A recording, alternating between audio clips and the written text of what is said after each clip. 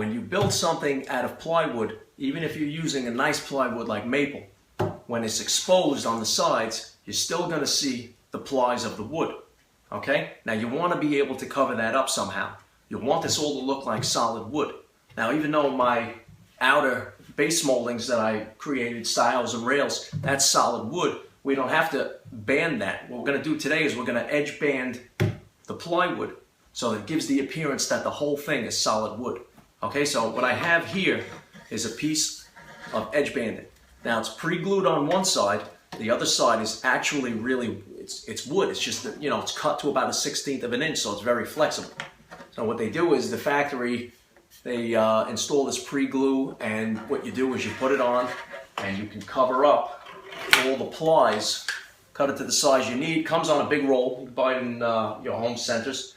Just cut it to approximately the size that you need, lay it out, and you take a household iron with no steam. You always want to make sure that the iron that you use has a setting for no steam. And usually you put it on the cotton setting, which is just, you know, one step below the highest, you know, temperature that the iron can go. All right, so what we're going to do is now the iron's heated up already. This thing is cut to the size we need. All you need is a scalpel and or a razor blade, some sandpaper, maybe a little block plane, and we'll get this thing going. All right, so let me get you set up over here. So now I brought you in a little bit closer. I got my scalpel ready, and I have the edge banding sitting on top of the plywood. Now what I'm going to do is I'm going to take the iron in a second, and I'm just going to start on one edge, and as I go little by little, what I'm going to do is I'm going to do a little bit of it, get it stuck down, then I'm going to roll it a little bit, and then I'm going to move along until I get all the way to the other edge. Okay, so now I have the iron, and the iron's hot. I'm not going to stick my hand on it, but I can, you know, keep it a few inches away just to feel that there's heat there. So now we know the iron's ready to go. So let's line this up, get that right to the edge, and now what I like to do is if you know, you can buy bigger sizes of the edge banding, but if you can find 3/4 and you're using 3/4 wood, you know, it's just less trimming to do later on. All right, so the first thing I'm going to do here is I'm going to line this up as close as I can to the solid piece of wood. Okay, and now I'm going to start right here in the corner, put some pressure, and just move it along and let the iron do the work, and it's going to glue down the edge banding. Now as I go, I'm going to keep it lined up, and I'm not going to move too slowly, because if I move too slowly, not only will it keep the glue wet, but it can also melt or burn some of the edge banding. So now while it's still hot and I have it glued down, I'm going to take a roller and I'm going to roll what I've done so far. Okay? Now we're going to keep moving along. Do small sections at a time, because you don't want to go too far and then you realize that you didn't line it up correctly and you want to move it, because that's just going to be a headache later. And you can manipulate this stuff as you're going. So that's why if you do small sections of it, you're not going to screw up. Okay, so we're looking good so far. Okay, got another small section completed here. That's starting to look really good. Let's take the roller again. Just keep rolling over it. Now rolling it is going to ensure a nice tight seal.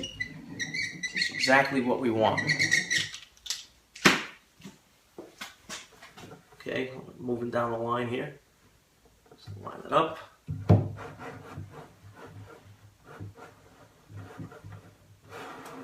Remember, small sections at a time.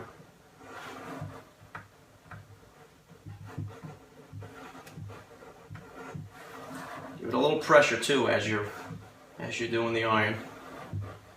That'll help it to seat.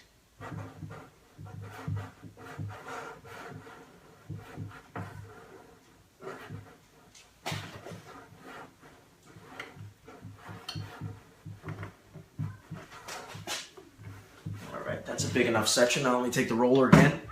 Remember, you don't want to go too far ahead of yourself. You can feel that it's still hot.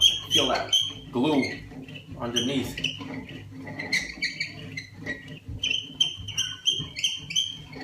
That's good. All right. move on. Lined up nice. And women say that men don't iron. How do you like that?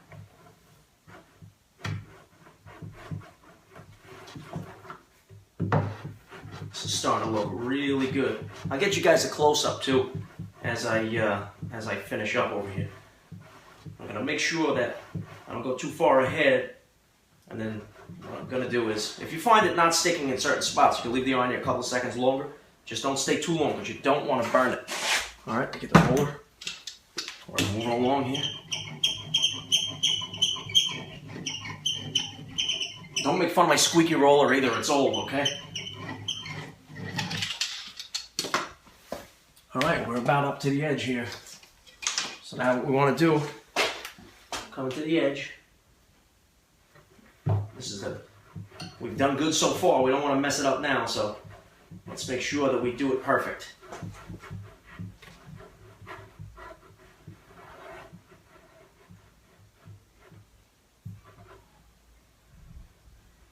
Nice and slow and steady, get that glue to melt.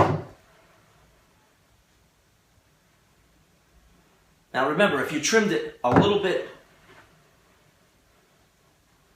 with a little bit of an overhang, which you should have done because you don't want it to be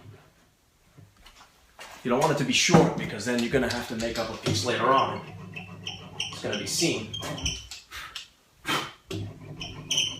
So I have a little bit of overhang here, which is very easy to trim. All you have to do is just wait until the edge banding cools down, which, just touching it, I feel it's still very hot. The whole thing's still very hot. We'll give it a few minutes, and what you do is, when it cools down, you can trim off all the excess.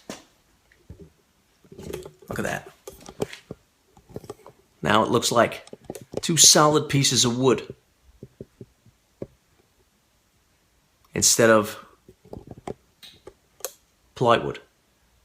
All right, so now we haven't gone to that piece yet. We're going to do that too, but we're going to let this cool down, and then we're going to trim it.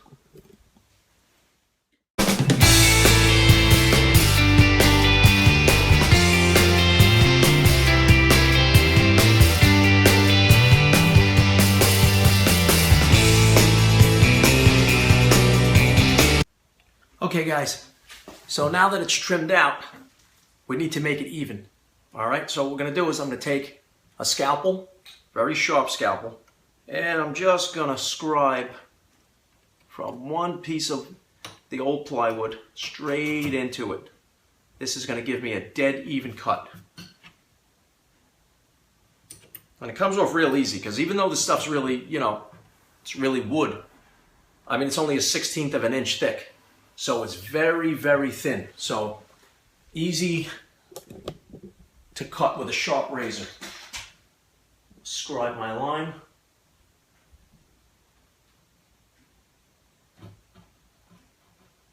Like I said, a couple of passes with the razor. And you can easily get it up. And the same thing is going to go for the sides.